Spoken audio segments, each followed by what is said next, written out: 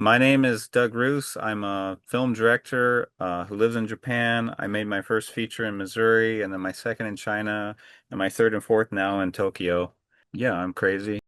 As a successful indie horror filmmaker, what have been some successful strategies in pre-production and the production of getting the film made? On my first feature, like storyboarding helped a lot, and Yep. definitely planning as much as you can. Um, Trying to find really good actors through casting, especially if you're doing special effects, like prepare everything in advance and yeah, be ready for difficulties because there's always problems. So you always have to do a lot of problem solving. And the more you do it, like kind of the better you get at problem solving. And you're always getting so many problems. So you just have to learn to roll with it and do the best you can. From my understanding, like in a lot of your productions, you don't have a big crew. The latest film you did, Bakemono, it's like mainly you and your wife. Is that right? Yeah, she helps a lot. Mostly it's just me.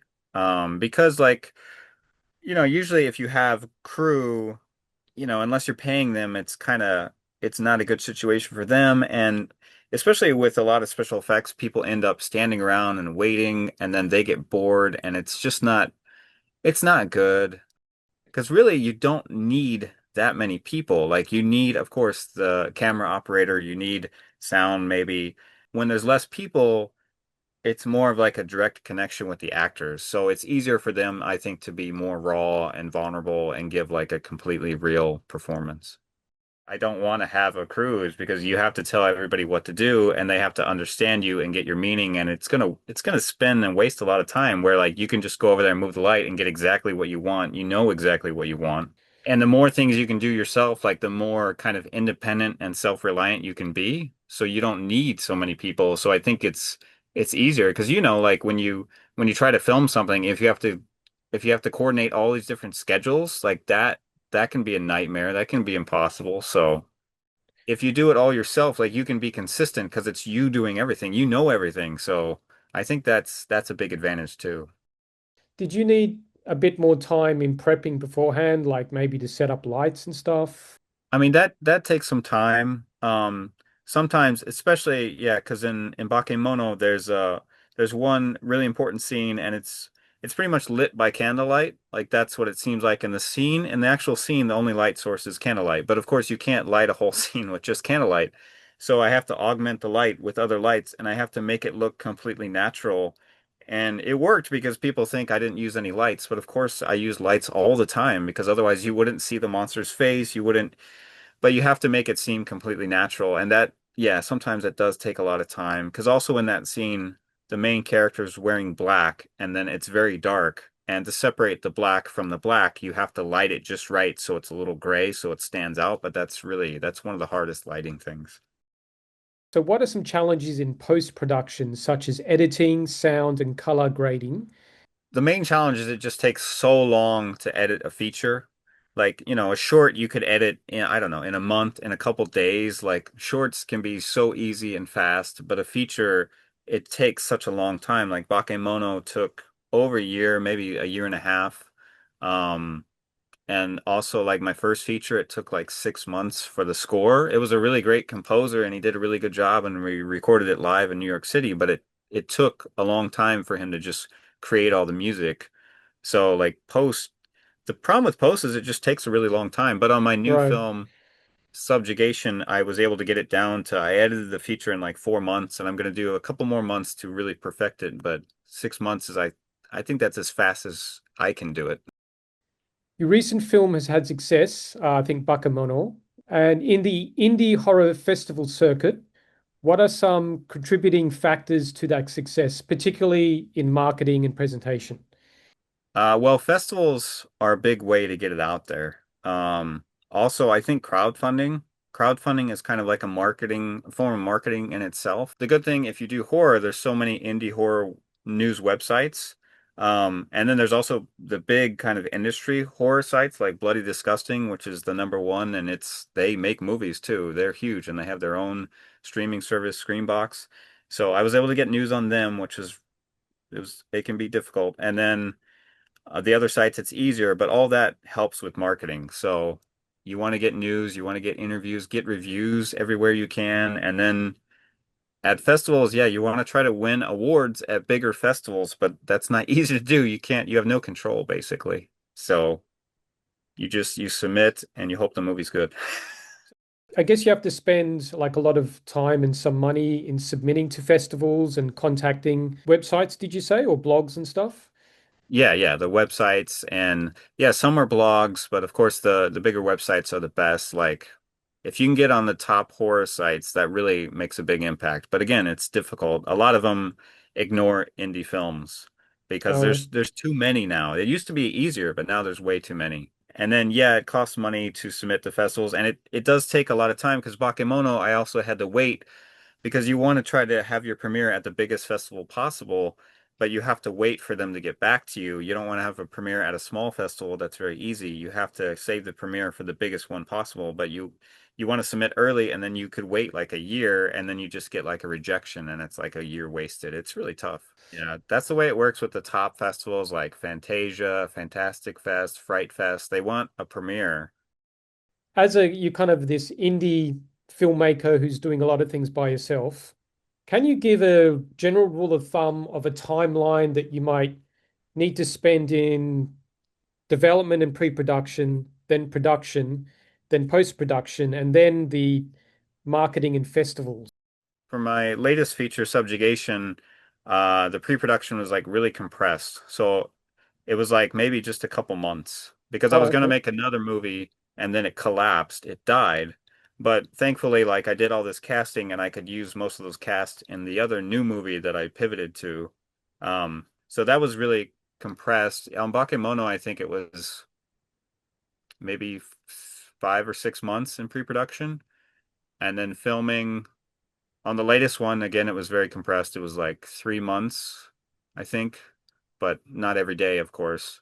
There was like one main month and 4 months, I guess, 4 months and one main month, and then some days in the other months. And Bakemono was 80 days spread over many months. Because also COVID happened and like Oh, one actor was trapped in the US and then post-production is usually for indies, I think it's usually like a year or 2 years. It could be a lot longer. I think the shortest you can do on an indie in post is like 6 months, and that's usually for dramas because dramas are much easier to edit, and like a horror is usually longer because of effects. So, but yeah. And then marketing, how long does marketing take? That's like marketing is like because Bakemono, I'm still doing that. And I'm talking with the distributor now. So that can take years, just years, because you have to keep pushing it and keep getting it out there. And festivals, you'll play for years. So you just have to keep kind of pushing and promoting, and eventually you can get a deal. Sometimes it can happen quickly for people, I think, but most people, I don't think it's so fast. you're doing marketing on an old film while you're working on your current film. It kind of bit Yeah. of multitasking. Right, right.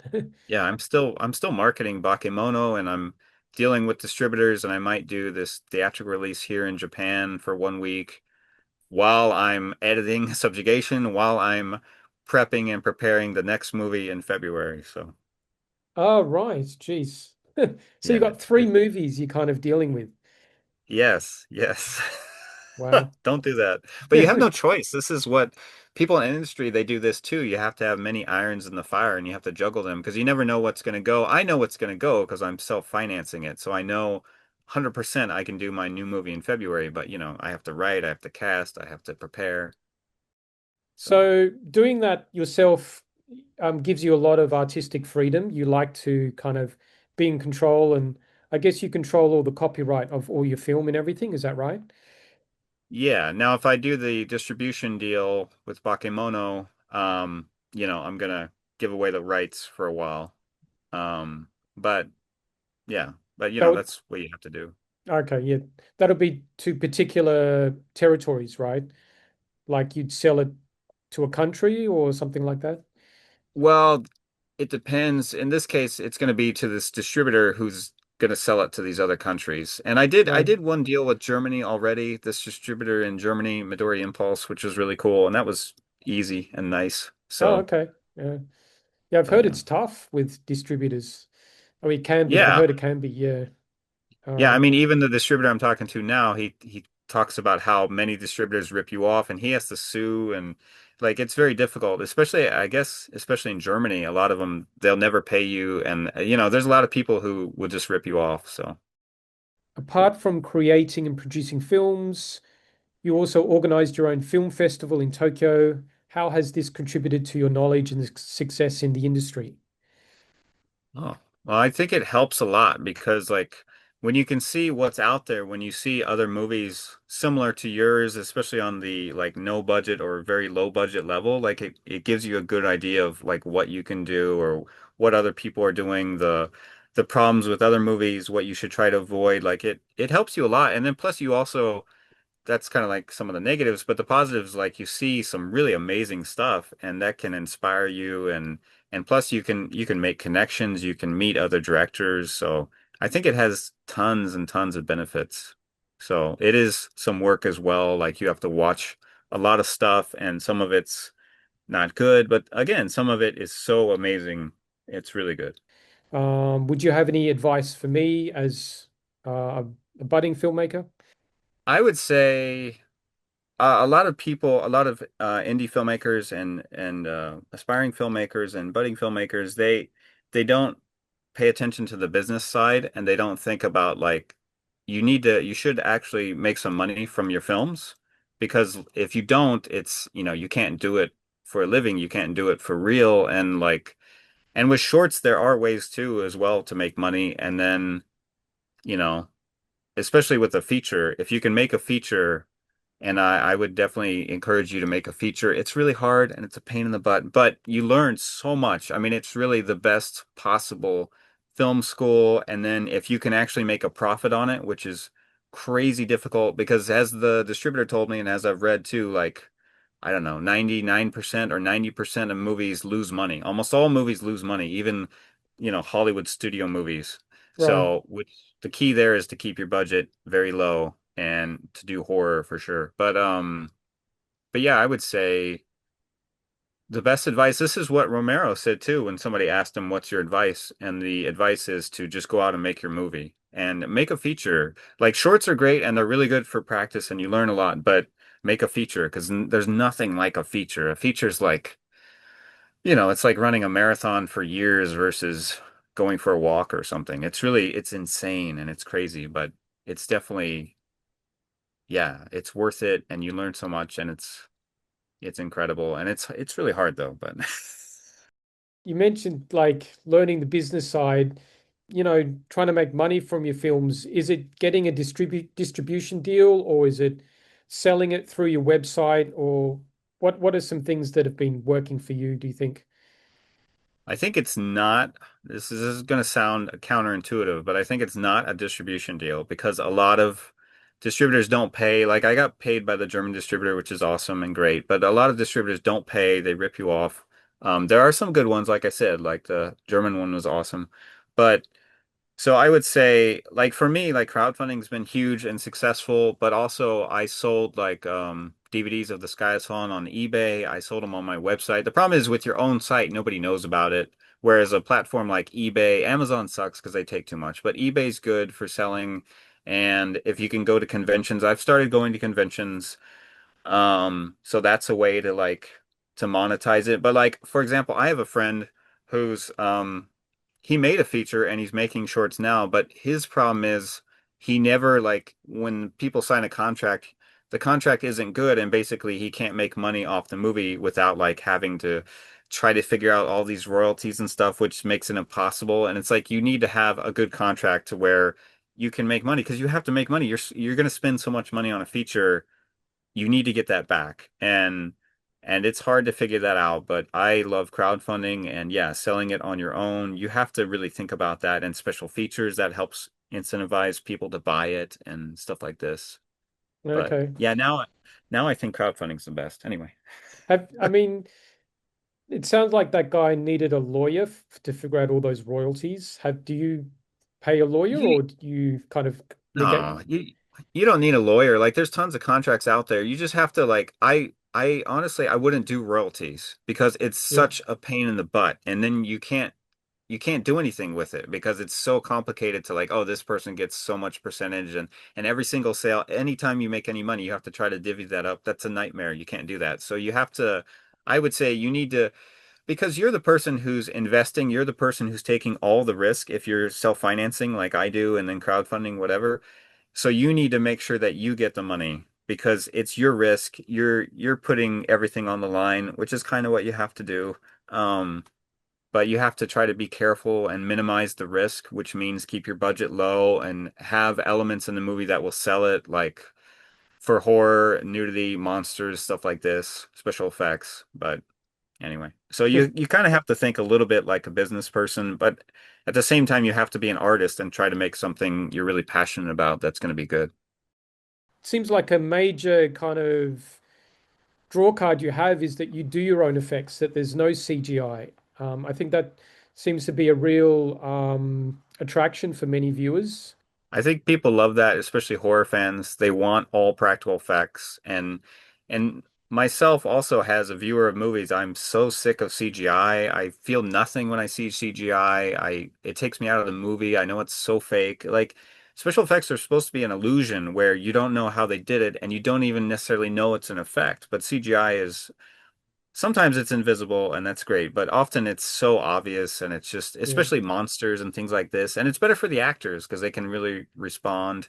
So now that is super hard. I don't know. I don't know if I recommend that, but if you try it and you practice and you keep working at it, I think you can do it and you can get good at it and you have to really commit to it. And it's very hard, but it pays off because if you're just directing and you want to do like a cool horror movie, you have to get somebody else to do the effects, and that's going to cost so much money. And they right. might not do a good job, and they might be unreliable. I dealt with that a lot. So it's a Recording. creature that I made for the new movie Subjugation, and Yeah, it wow. was actually quite easy. Like it's made out of like the cheapest horrible material. You wouldn't believe it because it's actually made out of cardboard, and then I used a hot glue gun, and then I do have like eyeballs here. I bought these eyeballs and I put blood on them, and Oh, then wow. I have some gore pieces that I bought from the UK actually, and then I put those on here with the hot glue gun, and then there's like this is like plastic from plastic bottles that I just cut out, and I used a hot glue gun to put some texture on it, and that's also what Yeah. this is, texture. So yeah, anyway. They were saying in the podcast, if you make it look wet, that kind of makes it look real for some reason, and Yeah, it helps. It very helps a effective. lot. I mean, yeah, I think stuff like that is really important, and yeah, and it's also like shadow and lighting. Cinematography matters a lot. Surprisingly, also, people don't think about this, but actually, like the music makes a huge difference, surprisingly. Because without the music, I don't know, my effects, I don't think they're as good, but with the music, it just sets a certain tone and atmosphere, and it kind of helps sell the effects more, which is weird. Do you use a lot of Foley? Yeah, I do. Yeah. Yeah, because there's all kinds of like blood sound effects and squishy and like especially like tentacles. Um yeah, you have to use a lot of Foley and then you have to try to make it seem real. So, Are there some go-to kind of things you use? I don't know, like any particular vegetables or materials that you squish or crush? well, definitely like tomatoes. Tomatoes are really good and like lettuce and celery can be really great. Okay. So, like What there's all kinds of stuff. what do you use the tomatoes for? Like, Just squishing and like ripping it apart. It's like it's really good for like flesh and tearing and like gore. Like oh, yeah, okay. it's really effective. Wow. So you must have a little studio where you can kind of get a bit messy with a good mic setup and everything. Yeah, it's just in my apartment. All right. My tiny Tokyo apartment. Maybe you can talk about some of your influences. Oh, okay. Yeah. Well, a lot of like Japanese films and manga and anime really influences me. On Bakemono, it was The Thing A because I thing, love right. John Carpenter's The Thing. That was my original idea, but it changed so much when I wrote it. So it's really not like that. Like Hellraiser came in big time and I didn't mean to do that. It just happened. And then but it's very different because of this older character. It becomes something else. But Psycho was a big influence. I love Psycho and Okay. I tried to do something different where you're not sure who the main character is, and then you end up with a certain main character. And I was thinking, so the Sky has Fallen, you were saying you were selling DVDs, is that right? Yeah. Yeah. Do you also use Vimeo where in Vimeo you can buy not to download, but just to stream it, is that right? Yeah, on Vimeo you can also sell like downloads and stuff, but Oh yeah. I never used Vimeo because like they charge money. They charge quite a bit to like use their service and sell on there, and Oh, okay, okay. it doesn't make sense. And I mean if you have like a lot of movies, maybe it makes more sense. I see, I But see. yeah. Yeah, that's a shame. Yeah. Yeah, it sucks. I used eBay because I there was this other indie filmmaker who I noticed was really good at marketing, much better than me, a million times better. And his movies, they were rough. They weren't so great necessarily, but he was so good at marketing. Like when he showed his movie in the theater, he had it packed full and sold out. And he was so good at it. And then also he sold his movies on eBay, and you can sell them on eBay, especially if you there's a way you can put stuff in the title of the movie to where it's like another movie. And then if they search for that other movie, they will find your movie. Oh, And right, okay. yeah, they'll buy it. Because I sold like 1,200 DVDs of The Sky Has Fallen. And some were eBay, some were my website, some on Amazon. Amazon sucks though.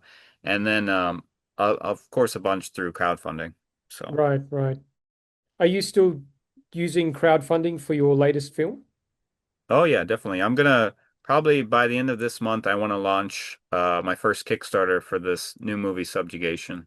I'll keep an eye out for it. Well, thanks. Yeah, yeah. I also heard that Bakemono, you chose not to like the story and the plot was not linear. You were Yeah. jumping around in time. Do you want to talk a bit about Yeah. that? Yeah, sure. Yeah, it's completely out of order. And really, it's the first monster movie that's completely out of order. Like there are some films where, they start in media res in the middle of things, or they jump around like once or something, but this is completely out of order, like Memento, like Following, which unfortunately I found out that some people just hate those movies. Like Michael Biehn, the actor in Aliens and Terminator. He said that he watched Memento and he didn't understand it. So Right, right. that's such a shame because I love those movies. But yeah, but some people they don't like that. But eventually Memento also had like a chronological cut kind of hidden on the DVD, and eventually I'll come out with a chronological version of Bakemono because Okay. it'd still be interesting, but it was always designed to be completely out of order, and I think that makes it more unique. It is more risky, so some people maybe don't quite get it, but when you see the whole film, it all comes together. Like a lot of people have said, it all comes together in the end, and it really does. So But what was it? There's that screenwriting guru book, Save the Cat. yeah, Yeah, and it's a good book. yeah, it's good. He criticizes Memento. He's saying, if you want to make money Really? in Hollywood, don't make a film like Memento. I And mean, he's probably right, but at the same time, if you want to make like a great piece of art, make something like Memento, I think. Well, like my second feature was kind of where I started to do kind of out of order. So my second feature that I made in China, this kind of sci-fi film, it messes with the structure a bit, so it's kind of out of order and non-linear in a surprising way. And then I went completely out of order with Bakemono, and now I'm kind of, I think, probably done with that for a while because I don't want to just keep doing that anyway. So Subjugation is linear. And I think the next one will be linear, maybe a little bit, but yeah, pretty much linear because I don't want to repeat myself and all right, you know, try something unf different. yeah. And I learned audiences don't want to be challenged. Oh, Yeah, let's say I made it in Shanghai. I filmed it over like 5 years, which you never, ever do that. Try to get your filming done in like a couple months or maximum 1 year. Don't don't drag it out over 5 years. is that That was because actors are busy and you've got to chase them up all the time, or no, that was like um it was kind of complicated. Like the story was complicated. It was mostly like I was acting in it. It was me and my ex, and Oh, but I wanted the story to kind of take place over a long period of time, and but also there were challenges with like the ending was kind of like I needed a location, like a big location. And so it was like, I don't know where I'm going to shoot this. And eventually it worked out because I made this VR horror short film. This friend introduced me to this VR company and they paid me to do that. But they were in this huge building. They had like the top two floors, but I was actually able to use that building for my indie feature because my girlfriend and I went to the building and we said, "Oh yeah, we're with that company." And so the security was like, "Oh, okay." And then we just went in there and it was like we filmed all night in there. all right. And security people can see us, but they didn't care. And so, but probably like the security camera footage was hilarious. But yeah, so we used that and we filmed many nights and then I was able to finish the movie. But it just took like a really long time. I don't know. I was dumb. So don't do that, but I'm happy with the movie. It's pretty cool. Yeah, okay. And you went with sci-fi rather than a horror for that film. Is there a Yeah, that particular one is reason? Yeah, well, I mean, I love sci-fi as well. Okay. Especially like there's an indie sci-fi film called Primer. Have you seen that? Oh yeah, I've seen that. Yeah. That's a Yeah, that's nice low yeah, I mean, budget sci-fi film. Yeah.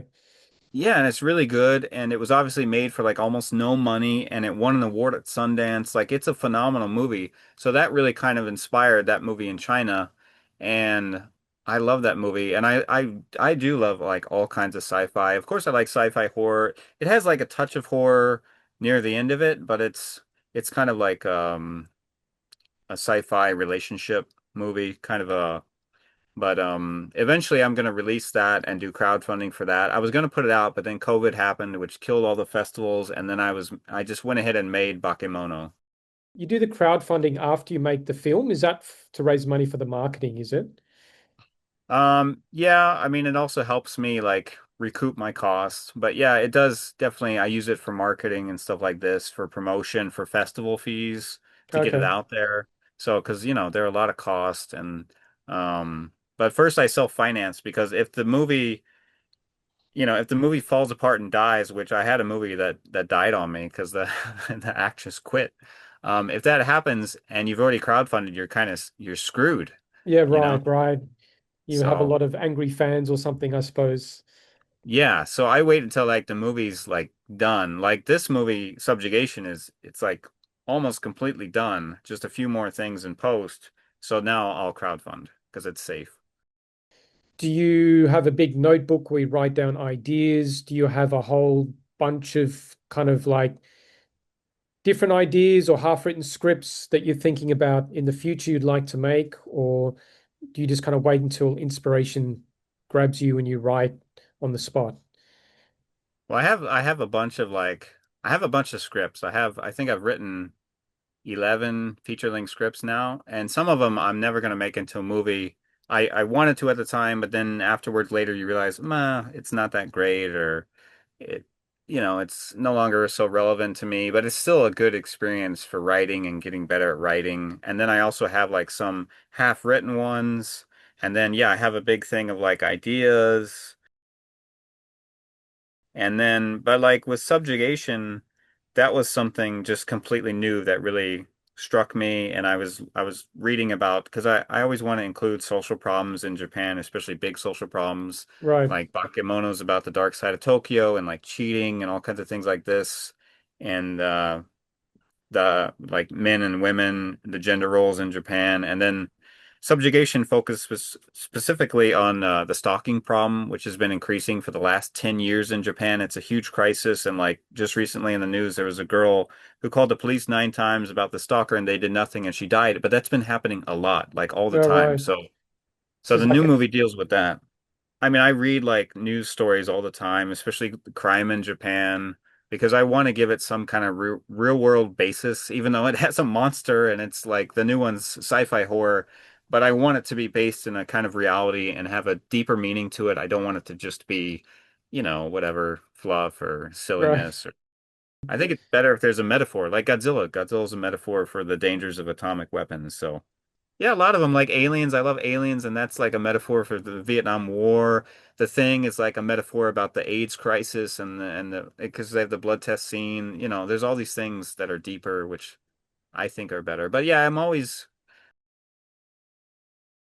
coming up with ideas. I have tons of ideas, but you know, it's another thing to have an idea and then to write like a 90-page script or whatever. That's you have to become so detailed and precise and specific, which takes it can take a lot of time. But the new film, I wrote it in just 12 days, which is insane. Do you tend to write with locations in mind, or do you just focus on writing the script and then go out looking for locations? I think usually I just focus on writing the script, and then I find locations after that. Um, But I also try to like I am kind of aware of like what I have or what I can get access to. But like subjugation and there's a lot of like rooftop parts. I filmed on this many rooftops actually. There's a whole dialogue scene on a rooftop and I filmed on a rooftop in Kabukicho and but I knew I could get access to those because of like Space Market. There's places where you can rent locations. I mean, I like to give them leeway. Of course, you want them to, know the dialogue and kind of do the dialogue, but I also like for them to improvise and like this older actor in Bakemono, Takashi Irie, sometimes after we did a take or whatever, I would just keep the camera rolling to like see what he would do. And sometimes he's amazing and I use that and sometimes you add stuff on the set and like sometimes, with Lonnie, I would have him like improvise a moment or something because it makes it more real if they improvise. Like that's a really kind of a good tool for actors. But of course, you need to have like a structure, you need to have a script and but I don't want to be like too demanding, you don't want to micromanage. So I try to give No. them freedom. But if something feels, wrong or false or you have to kind of try and help them or do something different. So Do you expect them to memorize word for word, or as long as they get the gist, is that all right? um well like the problem is now I'm doing like Japanese. Oh, So right, right, So it has to be translated. Like Bakemono had some English, and it doesn't have to be word for word if they can improve it. But if they're just making it worse or like rambling or something, that's not good. Because okay, usually, you write it specifically to be precise and not too long. But I also try to